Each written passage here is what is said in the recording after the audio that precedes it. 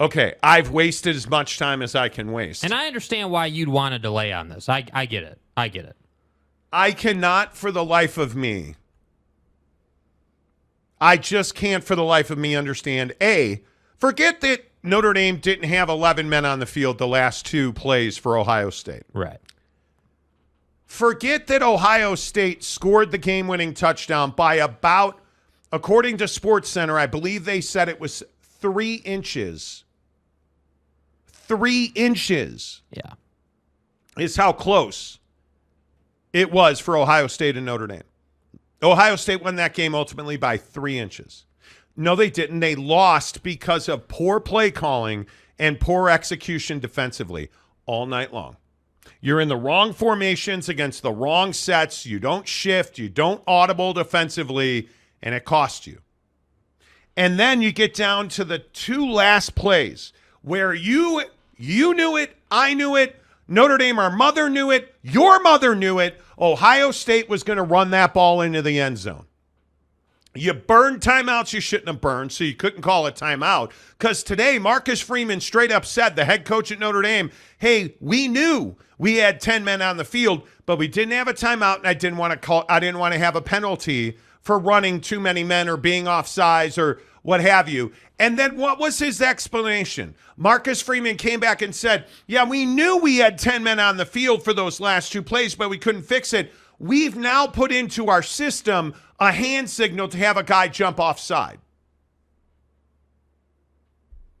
It's amazing to me that, number one, your players are not well coached to the point where they wouldn't recognize that they only had 10 men on the field.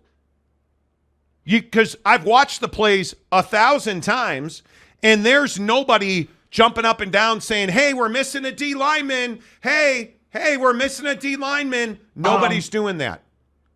They're not set up to stop the run on the goal line. And ultimately, Ohio State scored by 3 inches because Notre Dame didn't have the right personnel on the field, and what was missing?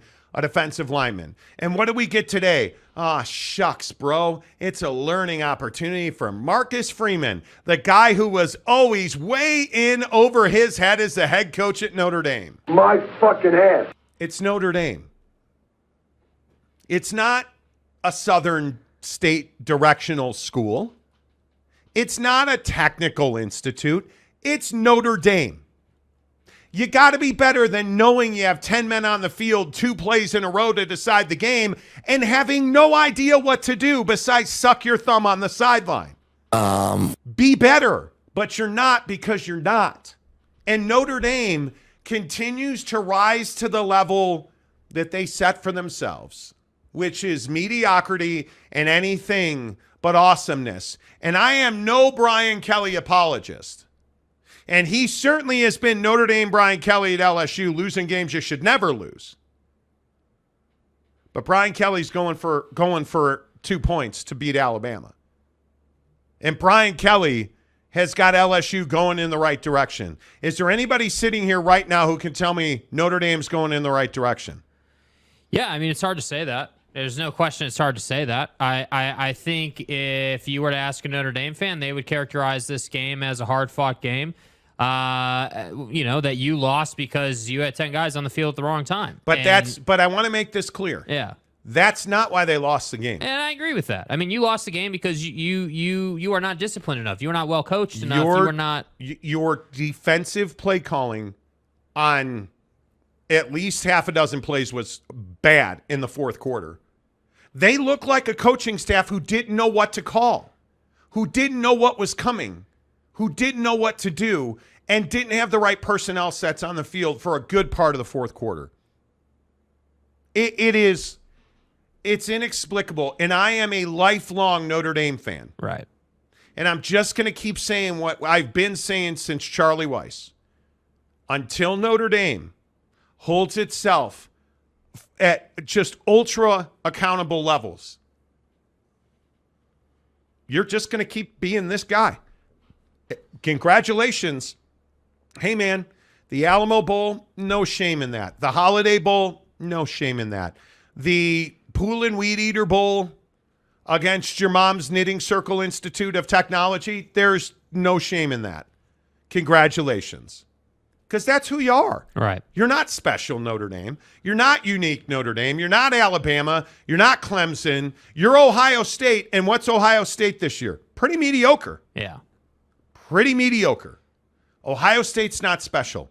And I'll just keep pointing you back to the show on Friday. What did I tell you this game was going to be? A bunch of dudes running their faces into each other. And Notre Dame would have the ball in the fourth quarter with a chance to win the game. And what happened? Notre Dame had the ball in the fourth quarter with a chance to win the game. And you couldn't execute. You want to kick field goals all game. You don't want to score touchdowns. It's wholly unforgivable. Yeah. No pun intended.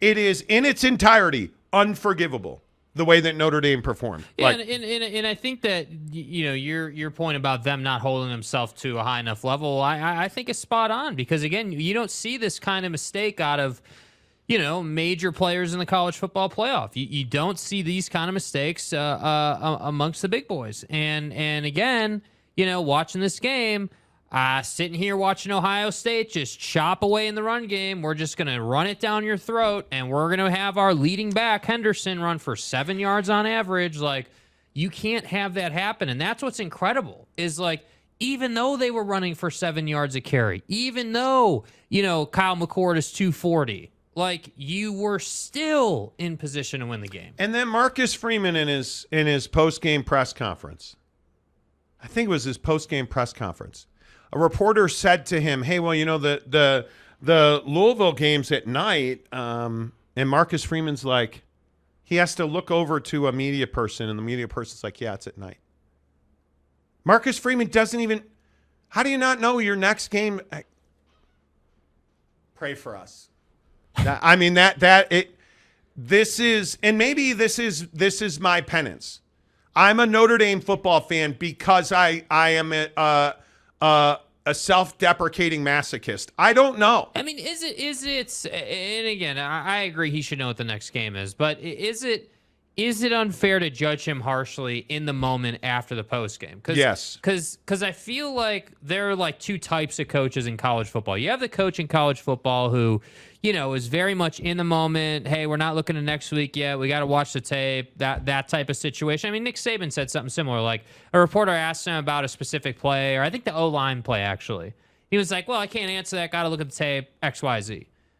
And then you've got Freeman, who gets asked about, their next week's game and it being at night, and looks clueless. And it just was so fitting after the way you lost that game. And I agree, that single play didn't lose you the game. But just that's the headline you're writing by having 10 guys on the field at the goal line. And the difference is you don't have the cakewalk. How is Michigan the number 2 team in the country this week? Yeah.